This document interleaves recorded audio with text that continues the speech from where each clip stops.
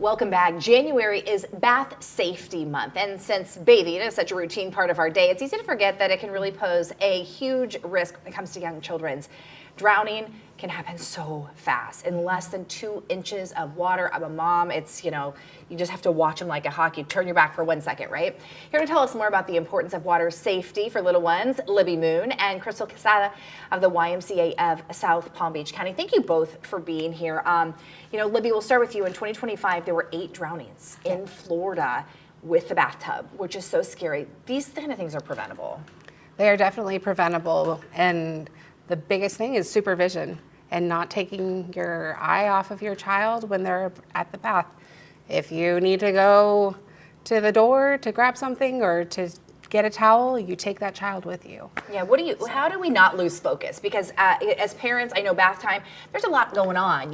Somebody's probably cleaning up the kitchen from dinner and you're thinking about, homework, or you're thinking about outfits for school the next day. So what are some little tips to make sure that we don't lose focus? Yes, definitely. I just think of a bath being similar to a pool. Yeah. And so, play with your child, whether it blow bubbles, be engaged, be engaged, not being on your phone, pouring water gently over their head to get used to the water going over their face, and just true interaction, because the water is such a fun place to be. Yeah, it really could. You mentioned you should treat it like a pool. Crystal, talk about what that means exactly and why you think it's so important.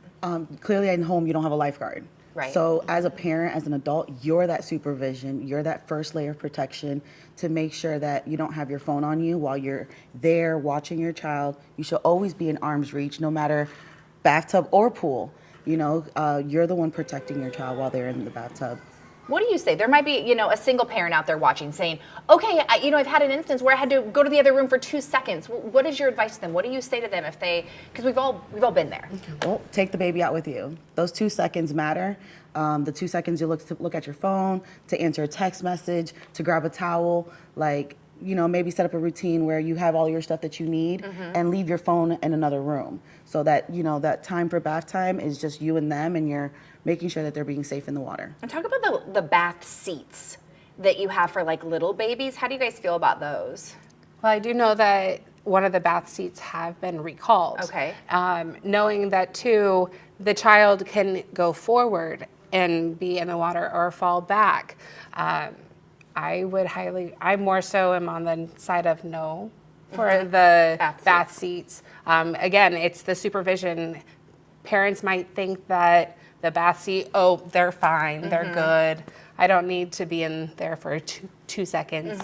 But again, it's not that supervision. Yeah, most of the time there's some type of warning label on things too. Yeah. So if they're reading it, just making sure that it says to stay with them or be in arm's reach. Okay, so Crystal, talk a little bit about asking for permission before ever getting in the bath. I would have a feeling that this is transferring to then pool safety, where because my kids would never ever get in the pool without asking, right? And so it should start in the bath, where you make sure that you're asking for an adult before you go into or near the bath. And I agree. I think it's part of the routine. It's time for bath time, or you want to get in, let me know.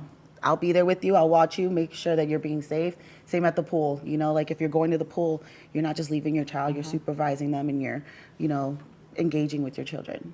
I saw a really cool thing that I wish I would have implemented with my kids, which I guess I could, but it's a high five before you get in the pool, and you always have to do that. So they have to high five an adult, so an adult knows before they get into the pool. I thought that was a really, really cool thing that kids can do easy, and it's a way to remind an adult, hey, okay, somebody's getting in the pool, I need to watch them. I'm big on cues, so that's something I do with my kids. Yeah. I like to clap, so once he clapped, I clapped, then he jumped in. That's that a way great we knew idea. that we were both aware and we were ready On the to, same page. Same page. Really good information. Thank you so much.